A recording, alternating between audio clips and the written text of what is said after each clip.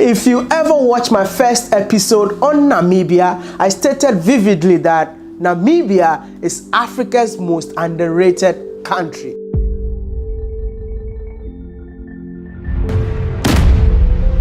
You know why I said that?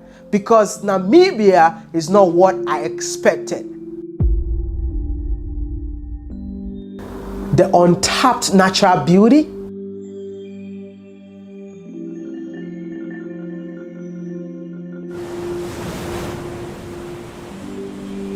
the cleanliness of the cities of Namibia,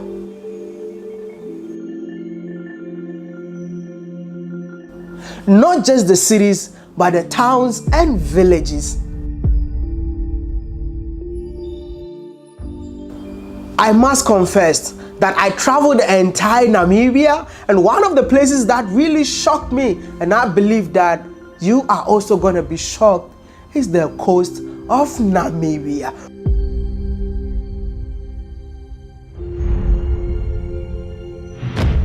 Brothers and sisters, I want to say welcome to the coast of Namibia.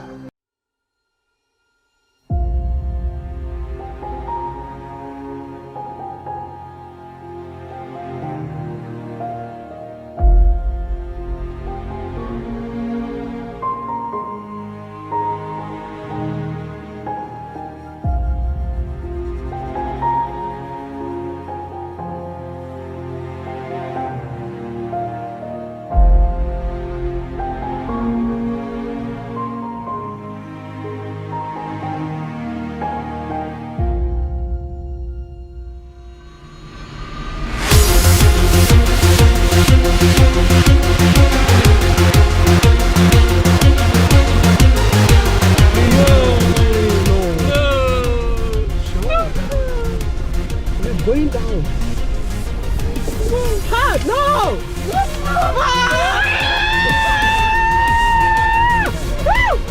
Jeez! Oh my God! Yo, let's do it again. That was so much fun, man. It feels so good to be up here on the Namib Desert, the driest and the oldest desert in the world, and right beside me is the Atlantic Ocean. What else do I need to tell you? Brothers and sisters, welcome to Namibia! Jeez! Oh my God, no! No! No! I didn't, no! Oh my God, no! Hell no! No! No! Not again! Yo! No! That's the sea, bro! That was so much fun, man. After having such an unforgettable desert experience here in Namibia, I simply don't understand why Africans have to go all the way to Dubai just to have such an experience of which you can enjoy it here on the continent. I mean, leave a comment and let me know, is it because the tourism board of Namibia is not marketing the country that much? Or is it because Africans don't value what they have on their own continent? But if it's the first one, then I guess the Namibian Tourism Board should employ us. And I believe that we can do a great job. Leave a comment and let me know if you agree with me. Did I convince you to visit Namibia now? No, God! No? Come on! What else do I need to tell you to convince you that Namibia is a perfect tourist destination? Welcome to the most beautiful part of Namibia, the coast where the ocean meets the dunes. The Sandwich Harbor. Right here we get the Sandwich Harbor Lagoon. The water here, it's a mix of salt water and fresh water that sips just at the base of the dunes here. Then you get the peninsula that goes into the sea, and that's what creates the harbor. It used to be an active harbor in the 1700s, discovered by the sailors back then. So they would use it to actually anchor their ships in this area. Then they also do some trades. So it was active until the early 1900s. Then the operation basically shifted to the bigger harbor of Walvis Bay. Let me tell you something. Whenever you go to Namibia, you can go for a jeep safari on the desert, just like what I did.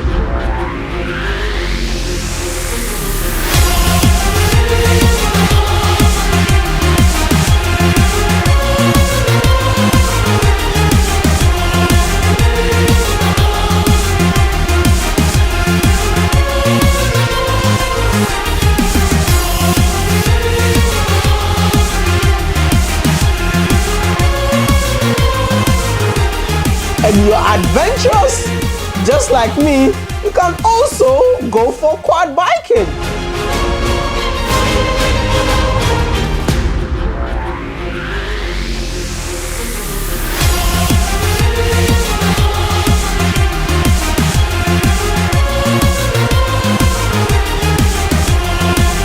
And you know, one of the things that I know that I will definitely try in my next life is skydiving, because for now, I'm not ready. So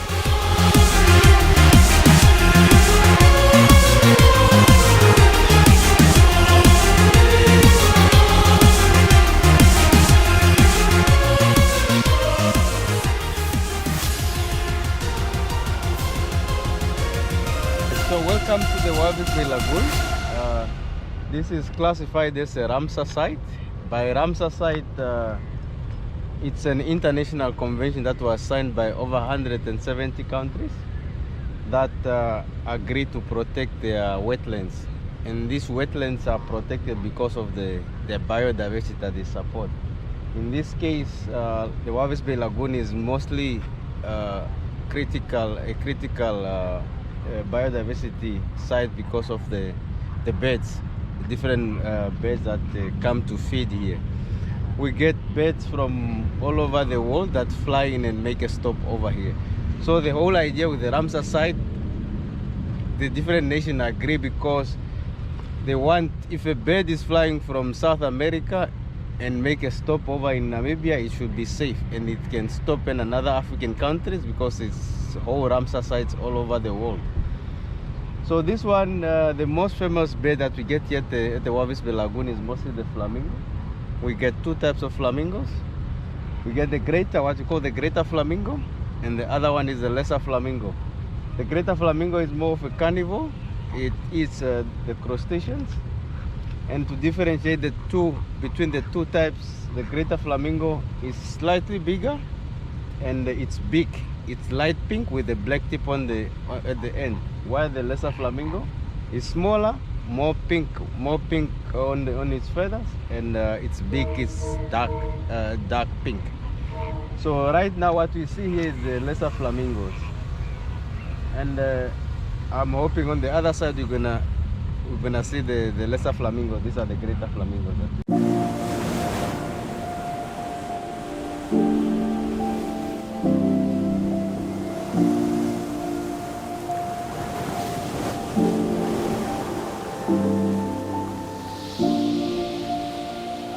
Would you ever believe if I tell you that this is my favorite place in the entire Namibia? I have been showing you guys the Africa that you don't see on TV, but after coming to Swakop and Walvis Bay, I believe that this really represents the Africa that you don't see on TV, to the extent that it shocked even me. I never believed that a place like this really exists on the continent Africa. I would say kudos to all Namibians, because this place is super clean, super organized. I mean, walking along the coastline, seeing the ocean and also an estate made me feel like, damn, this is indeed heaven on earth.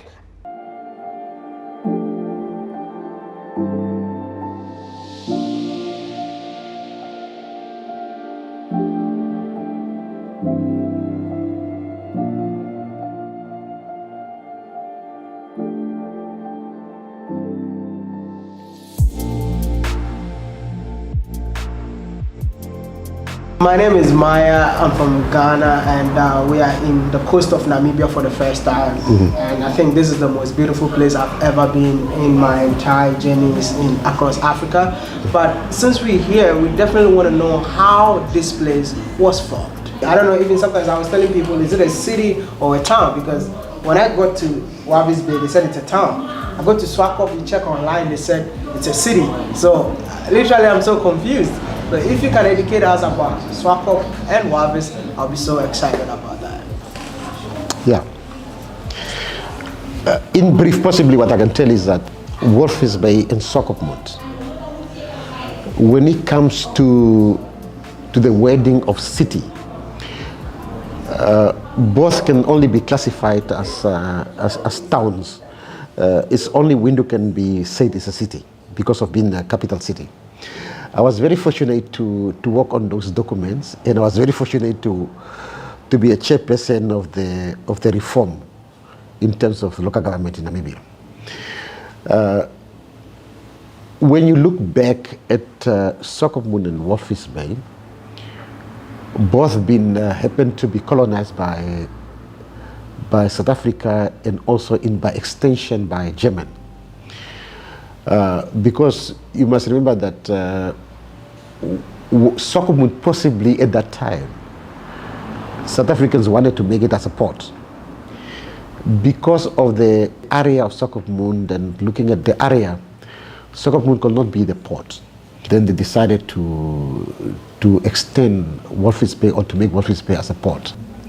The name Walvis Bay was, it came from the whales. Because Walvis Bay was inhabited quite a number by the whales. If you look into the history of Walvis Bay, where you came to see that the people from Norway in Europe, they have the whaling station in the port. Whales were killed here. It was harvested in Walvis Bay, and then it was later exported to the European countries. If you look quickly in the history of Walvis Bay, you will find that we have surnames like the Taylors, people that came from Liberia, especially from Monrovia in Liberia. We have what we call, when we talk about Quisatmund, especially those people having those surnames, are being called the Monrovians, especially referring to the capital of Liberia. We've got a number of those people. In the later 1980 somewhere there, then we have people that were stranded in Walvis Bay from Cape Verde. Cape Verde, they came as stowaways, and they were also kept captive by the South Africans at that time. Walvis Bay was basically annexed through the annexation of England. Has been part of England, later on been transferred to South Africa to administer as a town because of the strategic location in terms of the port. In 1978, there was a UN resolution for the free, as part of Walvis Bay becoming a part of Namibia. It did not later on succeeded. With the independence of Namibia, Walvis Bay was not transferred to Namibia at that time. It remained as one of the towns that were not transferred with the independence of Namibia. Walvis Bay was later on transferred on the night of the 28th February to be officially being part of Namibia on the 1st of March 1994. It means that the reintegration of Walvis Bay took place on the 1st of March 1994. Is when we officially were reintegrated as a part of Namibia. So which means that you guys became independent in 1994, not even part of the independence of the entire country? No. We only became part of Namibia in 1994. So does it mean that moving from Walvis Bay to Swakopmund, that time you need a pass, you need a visa or something like that for you to get there? Yeah, because if you enter the bridge from Swakopmund, there was a South African area where you have to get permission to enter Walvis Bay. It was very strict because Walvis Bay had a hand on Walvis Bay. South Africa had a hand on Walvis Bay. It was very difficult for you to enter Walvis Bay at that time. And because Walvis Bay was administered from Cape Town, it has been part of South Africa at that time. Because I remember that for you to be in Walvis Bay at that time, in my case, I had a South African ID. My documentations was from South Africa. For somebody coming from Swakopmund to Walvis Bay, we're not regarded as South African because you have to have a pass. It's what we call, you need to have a pass, you must be registered. For your stay in Walvis Bay was only very limited.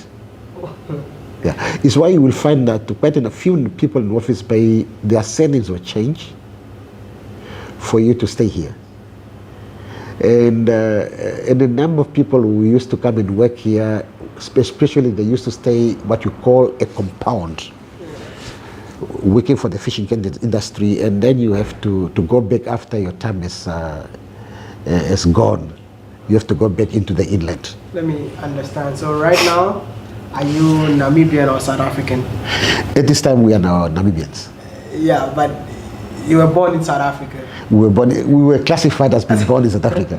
You must remember it was very difficult. It was very classified because when South Africa had their elections in 1994, some of us participated in their elections. We voted for the ANC as a government in South Africa, and we voted for the Western Cape in South Africa. No fui el primero, ni seré el último, pero sé que lo gozaré. Para serte sincero, un Dios el que te enseñó lo que puedes hacer con mi piel. Yeah, yeah, yeah. This is the Walvis Bay Salt Company. It's comprising of two companies, Walvis Bay Salt Holdings and the Walvis Bay Salt Refinery. They make solar sea salt. They pump the water from the sea and they put it in the evaporation ponds or the production ponds. They are currently operating on a 6,500 hectares piece of land, and they are producing about 1 million tons of salt per annum. Majority part of their output is coarse salt, the one with big grains, and there's a smaller section where they make table salt that is ready for consumption. So the salt they produce is used for most it's industrial salt. Some, like in South Africa, they extract chlorine. Some they use it in the food industry. Some is also used for de-icing the roads, you know, in snowy countries. But more than 80% of what comes out here is exported. That's why they get these trucks that are always driving up to the port where they have a storage, and there comes then the ships that help ship it out of the country. Thank you so much for being part of this family, but liking this video will mean a lot to me. And if you are new to the channel, do me a favor, be part of this channel by subscribing to the YouTube channel and help us reach 900,000 subscribers by the end of August. I love you all, and I'm gonna see you in the next one. Aya Maya. Peace out.